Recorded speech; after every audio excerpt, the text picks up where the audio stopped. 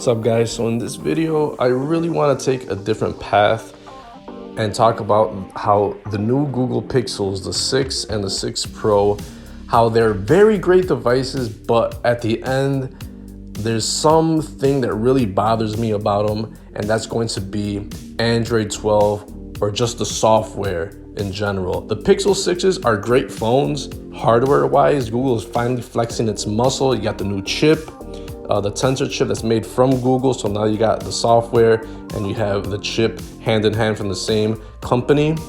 And then you have just a nice hardware at the great price. It feels premium in the hand. It has a great camera system. It has the fast updates, but that's where the problem lies, is that what are we really getting with these new updates? Now, and this is not just a Google thing, but this is all over Android in general. Why do people get updates and get excited about updates? I really do not see the point.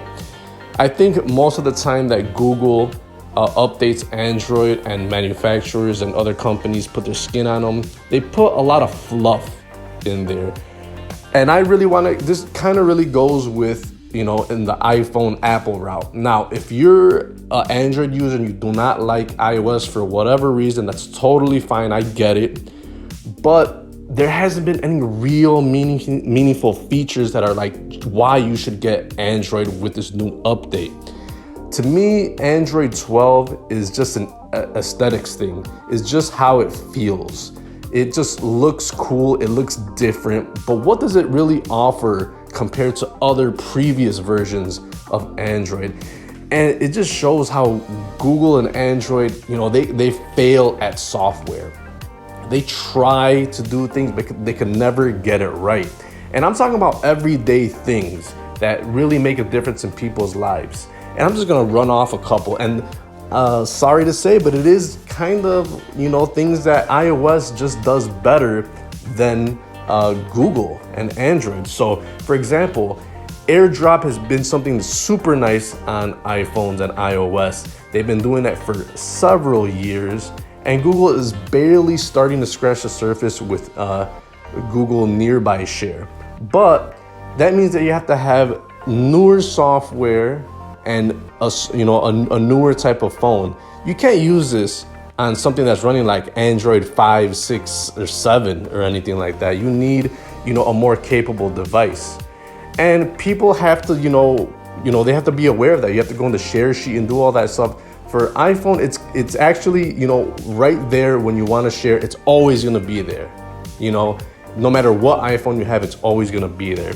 Next thing that's disappointing about Android 12 and software in general from Google is going to be the lack of a free, really easy to use video editor, video creator.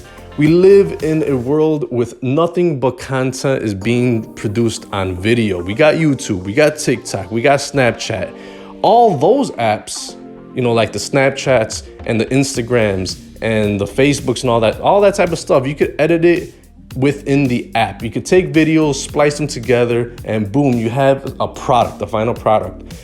If you're taking pictures and videos on the Google 6 or Google 6 Pro, you're on Android 12. We're not doing that. You have to go through a third party to put these, all the pictures, all the great pictures, the great videos you're taking with these wonderful cameras, and you have to go to a third party. You can't, there's no such thing as a Google video editor. There's no such thing as a YouTube video editor. They used to have it, like where you could, it had a little bit of options on it, but they took that away. They're the owners of YouTube and the biggest, video platform on earth, and they can't give you a simple video editor where you could just put videos together, chop them up, put some music in there, do some transitions, put in some music on the mobile app. Snapchat does it, Instagram does it, TikTok does it. All these competitors flew right past Google itself. And it's a shame because iPhone has iMovie that's been available for ages. You could do it right there on the phone, and it's just seamless and it's free. And Google cannot bring that experience to the Google Pixel 6 line and Android 12 devices. So if you're gonna use this camera, you're gonna have to download a third-party app that you have to pay for to remove the watermark and stuff like that, or you're gonna have to shove it into your computer. You know, you're gonna have to stick a cable, shove it in there, and you know, you're gonna have to make it with another device. It's not intuitive. It's not the way that me personally, I make videos, I use iMovie because it's so seamless and it's free and it's available and it's there. There's no such thing as downloading an extra app or paying a third-party app or anything like that. And it's very disappointing. These are very great devices, the Pixel line and Android 12, and Google is just not caring about it. Another thing is you're not getting anything special with video calling, so you can't take advantage of the camera really good. And that's the fact that, you know, for example, FaceTime is built into every iPhone. You don't have to download anything extra. For this, you have to have Google Duo, and the other person has to have it too. And they might not have it in their settings. They might not have it downloaded if they have the older version of Android. So it's a lot of fragmentation and it's not intuitive. Same thing with messaging. There's no iMessage, like default version of iMessage type thing on Google Pixel phones.